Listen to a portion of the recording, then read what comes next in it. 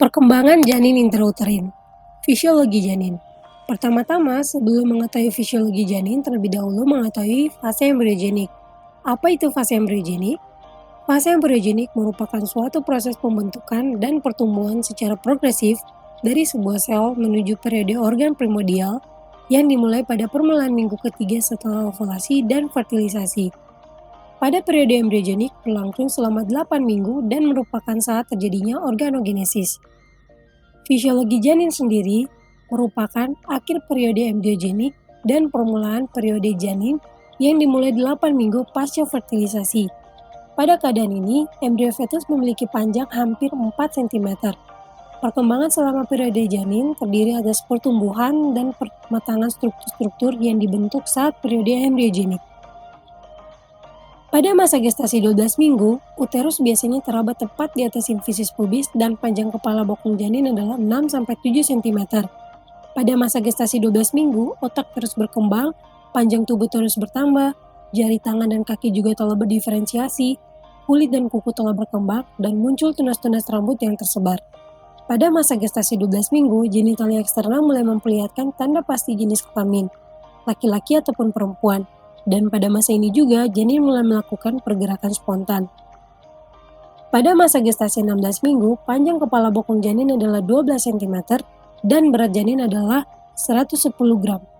Pada masa ini, jenis kelamin dapat ditentukan oleh pengamat yang berpengalaman dengan cara inspeksi genitalia eksterna pada minggu ke-14. Pada masa gestasi 20 minggu, merupakan titik pertengahan kehamilan menurut usia yang diperkirakan dari HPHT, di mana pada masa gestasi 20 minggu ini, janin memiliki berat lebih dari 300 gram. Pada masa ini, janin bergerak kurang lebih setiap menit dan aktif, dan pada masa ini juga kulit janin menjadi kurang transparan, lanugo seperti menutupi seluruh tubuh janin, dan telah terbentuk sebagian rambut di kulit kepala. Pada masa gestasi 24 minggu, janin memiliki berat sekitar 630 gram, di mana kulit secara khas tampak keriput dan terjadi penimbunan lemak. Pada masa gestasi 24 minggu, kepala masih relatif besar, alis dan bulu mata terbentuk baik, dan terjadi perkembangan paru-paru dengan membesarnya bronkus dan bronchiolus, serta berkembangnya ductus alveolaris. Pada masa gestasi 24 minggu, janin yang dilahirkan pada periode ini akan berusaha bernafas, tetapi banyak yang akhirnya meninggal, karena pada masa gestasi 24 minggu belum terbentuk saccus terminalis, di mana saccus terminalis ini diperlukan untuk terjadinya pertukaran gas. Pada masa gestasi 28 minggu, berat janin adalah 1100 gram, di mana kulit janin yang tipis berwarna merah dan ditutupi oleh vernix caseosa. Pada masa gestasi 28 minggu, otak bayi berkembang pesat, sistem saraf cukup berkembang untuk mengontrol beberapa fungsi tubuh, kelopak mata bayi bisa membuka dan menutup, dan neonatus normal yang dilahirkan pada usia ini memiliki 90% kemungkinan untuk bertahan hidup tanpa adanya hendaya fisik ataupun neurologis. Pada masa gestasi 32 minggu, janin telah mencapai panjang kepala bokong adalah 28 cm dan berat sekitar 1.800 gram. Kulit permukaan masih merah dan juga keriput. Pada masa gestasi 36 minggu, panjang rata kepala bokong pada janin adalah sekitar 32 cm dan berat sekitar 2.500 gram. Pada masa ini, karena terjadinya penimbunan lemak subkutan, maka tubuh menjadi lebih bulat, serta gambaran keriput pada wajah telah menghilang. Pada masa gestasi 40 minggu merupakan periode saat janin dianggap pateren menurut usia yang dihitung. Pada masa gestasi 40 minggu juga janin telah berkembang sempurna, dan panjang rata kepala bokong adalah 36 cm dan beratnya kira-kira 3.400 gram. Jika dilihat pada gambar berikut, sebelum terjadinya periode fetal maka ada terbentuk periode embriogenik dan implantasi. Pada periode fetal, di sini kalau kita lihat pada panjang kepala bokong, pada periode fetal pada usia 12 minggu, di mana panjangnya itu adalah 6-7 cm, pada usia 16 minggu adalah 12 cm, pada usia 20 minggu adalah 16 cm, pada usia 24 minggu adalah 21 cm, pada usia 28 minggu adalah 25 cm, pada usia 32 minggu 28 cm, dan pada usia 36 minggu adalah 32 cm. Sedangkan kalau berat badan dapat dilihat pada periode fetal, di sini dinilai pada 16 minggu pertama di mana berat badannya adalah 110 gram, pada usia 20 minggu adalah 320 gram, pada usia 24 minggu adalah 630 gram, pada usia 28 minggu adalah 1100 gram, sedangkan pada 32 minggu adalah 1700 dan pada 36 minggu adalah 2500 gram.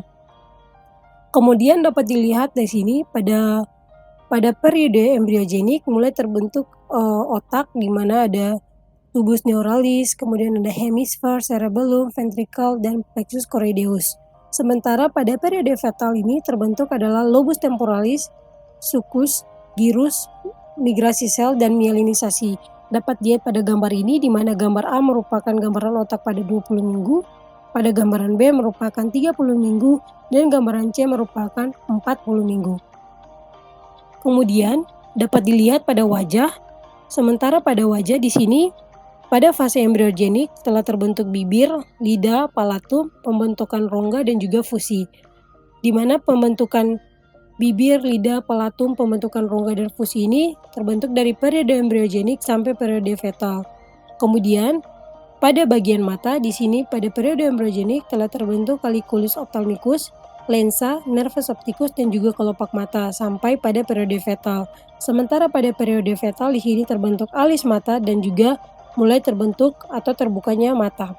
Sementara pada telinga di sini pada periode embryogenik sampai periode fetal mulai terbentuk adanya kanal, koklea, telinga dalam, dan juga tulang pendengaran. Sedangkan kalau pada pina di sini pada periode fetal terbentuk pina. Pada diafragma, pada periode embryogenik ini terbentuk septum transversum diafragma, sedangkan kalau pada periode fetal sudah tidak terbentuk.